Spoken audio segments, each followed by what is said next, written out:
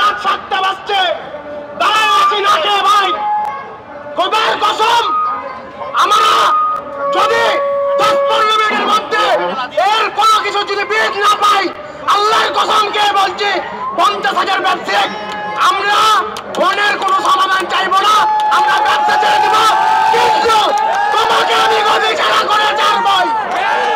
যদি তুমি মনে করো 2, 4, 5, 10 কোটি 20 কোটি টাকা খেয়ে তুমি ভালো থাকবা, তোমার পাপ লেগে যাবে।